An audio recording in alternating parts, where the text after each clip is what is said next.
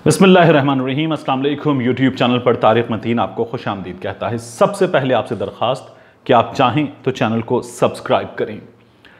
इस वक्त कोविड-19 के इन दिनों में जब हमें हुकूमत एक बार फिर एक ऐसा डिसीजन जो अनपॉपुलर है वो करने पर मजबूर नज़र आ रही है, तो उसकी वजह यह है कि हमारी जानिब से जो SOPs तय किए गए थे उन पर अमल दरामद नहीं हुआ था। इससे पहले जब हुकूमत ने SOPs के साथ मुख्तलिफ चीज़ें खोलने का ऐलान किया तो एक छोटा तबका है सोसाइटी का जिसकी जानिब से इसकी मुखालिफत की गई और कहा गया कि वज़ीर आज़म इमरान खान साहब जो हैं वो ये तमाम चीज़ें खोलकर लोगों की ज़िंदगियों से खेल रहे हैं। लेकिन ये मजबूर क्यों हुए? मजबूर हुए हमारे माशी हालात की वजह से, हमारी इकॉनमी की वजह से। हुकूमत के पास कितने पैसे हैं, कौमी ख़जाने में कितना दम है, इस पर इस वीडियो में हम बात करेंगे। और फिर हमारी अपनी जिम्मेदारी एज एन इंडिविजुअल क्या है। हम ये क्यों समझते हैं कि वज़ीर आज़म इमरान खान या कोई और वज़ीर हमें हाथ से पकड़ के दरवाजे के अंदर बंद करेगा या एक डिस्टेंस पे खड़ा करेगा तो हम खड़े होंगे और हम जो SOPs हैं उन पर अमल दरामद करेंगे, वगरना हम नहीं करेंगे। इस बिहेवियर को कम से कम हमें छोड़ना पड़ेगा। स्टेट बैंक के गवर्नर रजा बाकिर साहब कहते हैं कि इस वक्त भी हमारी मईशत में जो बहाली के आसार हैं वो मौजूद हैं और पाकिस्तानी इकॉनमी जो है वो रिकवरी के साइंस शो कर रही है। उनका कहना है कि अभी मईशत में इतना दम है कि वो लोगों को, कारोबार को, मुआशी सरगर्मियों को न सिर्फ ये कि संभाल सके बल्कि वापस चलाकर ट्रैक पे ला सके। उनका ये कहना है कि इस वक्त जो है कोविड-19 ने हमारी इकोनॉमिक ग्रोथ को जो है वो डिले किया है, डीरेल जो है वो नहीं किया है और अभी भी वापस रिकवरी जो है वो स्लोली हो रही है और ये मुमकिन है। ICAP में, institute of chartered accountants of Pakistan में रजा बाकिर साहब जो हैं वो एक वेबिनार से खिताब कर रहे थे। तो उनका इस वेबिनार में अपने खिताब में क्या कहना था, वो ये कहते हैं कि अभी recently Google community mobility report आई है। इस रिपोर्ट में मुख्तलिफ मुल्कों के, और ये मौजूद है, आप इसे डाउनलोड करके देख सकते हैं, जो इकोनॉमिक इंडिकेटर्स हैं उन पर डिस्कस किया गया है। उनके मुख्तलिफ सेक्टर्स कैसे परफॉर्म कर रहे हैं, कोविड-19 से कितना मुतासिर हुए हैं, इस बारे में ये रिपोर्ट है। और इस रिपोर्ट में पाकिस्तान में जहां चीज़ें नेगेटिव हमें जाती हुई नज़र आ रही हैं, वहाँ उस ग्राफ में ओवरऑल हमें आखिर में उठान नज़र आई है। और ये जो ग्राफ है, स्टेट बैंक के गवर्नर ये कहते हैं कि कई मुल्कों से पाकिस्तान का जो ग्राफ है वो बहुत बेहतर है। उनका ये भी कहना है कि इस वक्त जो हमारी स्टॉक एक्सचेंज है वो 34,000 के आसपास इस वक्त है और उसमें जो है वो रिकवरी के आसार हैं। और ये जो कई बड़े स्टॉक एक्सचेंजेस हैं उनसे जो है वह हमारी स्टॉक एक्सचेंज इस वक्त कम से कम बेहतर परफॉर्म कर रही है और यहाँ भी मज़ीद आगे जाने की जो गुंजाइश है वो बहुत बेहतर नज़र आ रही है।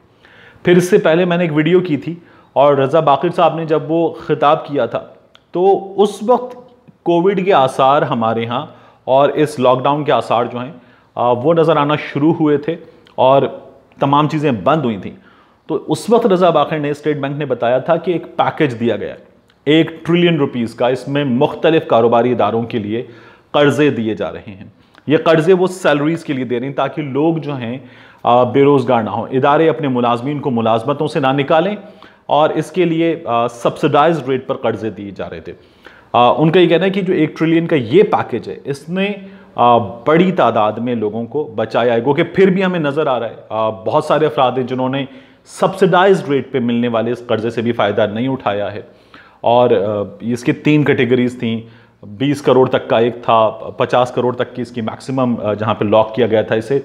और इसमें ये बताया गया कि जो अफराद अपने मुलाजमीन को नौकरियों से नहीं निकालेंगे वो इस कर्जे से फ़ायदा उठा सकते हैं। 95% छोटे कारोबारी इदारों ने इससे फ़ायदा उठाया है। साथ ही वो ये कहते हैं कि हमने कर्जे जो हैं वो 1 साल के लिए रीशेड्यूल कर दिए हैं।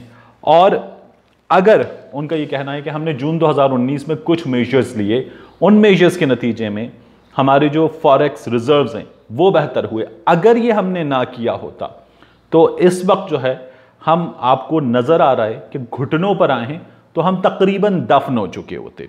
10 अरब डॉलर्स हमारे ज़खायर तब बढ़े थे और अगर ये जो है वो उस वक्त हो जाता तो आज हम तबाह हो जाते।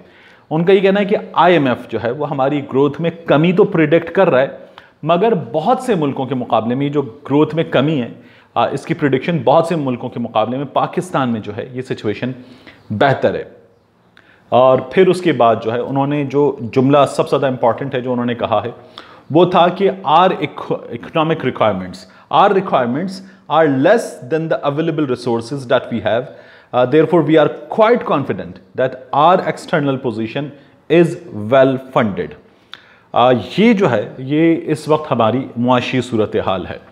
इस सूरत हाल में हम अगर एहतियाती तदाबीर जो आज मुसलसल डिस्कस हो रही हैं उन पे अमल नहीं करेंगे तो फिर इससे आगे दोबारा कबाड़े की सिचुएशन पैदा हो सकती है। देखें 10 मई को वर्ल्ड बैंक ने क्या कहा था। 10 मई को वर्ल्ड बैंक ने जो वज़ीर आज़म इमरान खान का कैश प्रोग्राम है, एहसास कैश प्रोग्राम, उसके बारे में कहा कि cash transfers will be instrumental in mitigating the impact of the upcoming recession by ensuring that consumption by the poorest and vulnerable contributors to the local economies, the World Bank said in an article published on its website। ये इस वक्त हमारी जो situation थी जब ये एहसास cash programme शुरू हुआ तो ये वर्ल्ड बैंक बता रहा था। तो जो हुकूमत के मेजर्स हैं उनकी आलमी सतह पर तारीफ हो रही है। पूरी दुनिया जो है वो इस वक्त चीज़ें स्लोली या श्योरली ओपन करने की तरफ जा रही है। दुबई ने SOPs के साथ 100% ओपन कर लिया है। अमेरिका में चीज़ें ओपन हुई हैं। दुनिया के बड़े बड़े मुल्कों में, भारत में और कई इकोनॉमीज़ में चीज़ें ओपन हुई हैं और हुकूमतें जो हैं वो मुस्तकिल मुसलसल लॉकडाउन कभी भी बर्दाश्त नहीं कर सकती। उसके बाद आज एक चीज़ और बहुत डिस्कस हो रही है, मुझे उस पर भी बात करनी है, वो है स्टील मिल। और असद उमर साहब की एक वीडियो जो है वो वायरल हो रही है कि उन्होंने स्टील मिल के गेट पर खड़े होकर कहा था मुलाजमीन से कि वो उनके हक़ के लिए साथ खड़े होंगे। तो अब जो है वो हुकूमत 9000 से ज़ायद स्टील मिल के मुलाजमीन जो हैं उन्हें नौकरियों से फारिग करने जा रही है। और बिलावल भुट्टो जरदारी साहब ने भी इस पर ट्वीट किया और कहा कि ये जो हुकूमत है ये 1 करोड़ नौकरियां देने वाली हुकूमत, ये अब लोगों को यहाँ पर भी फाटा में भी नौकरियों से महरूम कर रही है। देखें, इस मामले में कम से कम इस हुकूमत को इस मामले में मौरिद इल्ज़ाम इसलिए नहीं ठहराया जा सकता कि ये तो हमें खबरों में पता चलता है 2015 से स्टील मिल्स बंद है, ये उससे पहले से बंद है। ये पाकिस्तान पीपल्स पार्टी के दिनों में मुकम्मल तौर पर जो है वो बंद हो गई थी। सियासी भर्तियां जिस तरह इस वक्त कराची में पाकिस्तान स्टील मिल्स में पाकिस्तान पीपल्स पार्टी की यूनियन है जिस तरह की हैं, उसके नतीजे में बर्डन है इस इदारे पर। ये चीफ जस्टिस ने जो है 12 मार्च 2020 को कहा था कि ये मुलाजमीन बैठ के तनख्वाहें ले रहे हैं, ये बर्डन है, इन्हें फारिग कर दिया जाए। और 20 अरब रुपए का पैकेज हुकूमत दे रही है। 23 लाख रुपए ऑन एन एवरेज फीकस जो मुतासर अफराद हैं जो नौकरियों से महरूम होंगे उन्हें मिलेगा। लेकिन अगर हुकूमत इसी तरह से इस इदारे को जिस हाल में ये हुकूमत को पाकिस्तान पीपल्स पार्टी की हुकूमत में मिला था चलाती रहे तो हुकूमत का जो अखराजात हैं हुकूमत के उनका हाल बहुत बुरा होगा। पाकिस्तान स्टील मिल्स जो है ये जिस तरह से परफॉर्म कर रही थी और जो इसकी परफॉर्मेंस थी परवेज़ मुशर्रफ के दिनों में, शौकत अजीज़ साहब के दिनों में और मुस्लिम लीग नून में जनरल अब्दुल क़य्यूम साहब मौजूद हैं, वो जब इस प्रोजेक्ट को हेड कर रहे थे तो उस वक्त इस प्रोजेक्ट की हालत ये थी कि इसे तब प्राइवेटाइज इसलिए किया जा रहा था कि इसकी निचकारी करके इसे जापान के बराबर, कोरिया के बराबर बड़ी बड़ी स्टील मुल्क जिन मुल्कों की है उनके बराबर लाया जाए और बेचकर पाकिस्तान जो है उनका मुकाबला कर सके। इसकी निचकारी जो है तब इसलिए की जा रही थी। 2003 में वो तमाम कर्जे जो स्टील मिल को 2019 में अदा करने थे, स्टील मिल ना सिर्फ ये कि वो अपने तमाम कर्जे अदा कर चुकी थी बल्कि 100 अरब से ज़ायद कमाने के बाद कौमी ख़जाने में उस वक्त जमा करवा रही थी।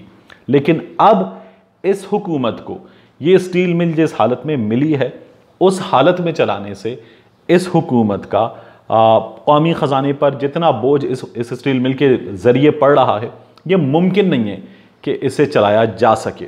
इसलिए 23 लाख रुपए फीकस जो अफराद नौकरियों से महरूम होंगे, 9000 से ज़्यादा अफराद हैं, इन्हें मिलेंगे और हुकूमत जो है इससे रैशनलाइजेशन का नाम दे रही है इस पैकेज को। इस पैकेज के साथ इन मुलाजमीन को फारिग करने जा रही है। तो ये जो लोग तमाम तनकीद कर रहे हैं कि ये हुकूमत नौकरियों से इन अफराद को महरूम कर रही है, इन्हें चाहिए कि ये इस हकीकत को भी बताएं कि हमारे दौर में ये स्टील मिल किस हाल में थी और तब से अब तक ये कौमी ख़जाने पर कितना बड़ा बोझ बनकर मौजूद है।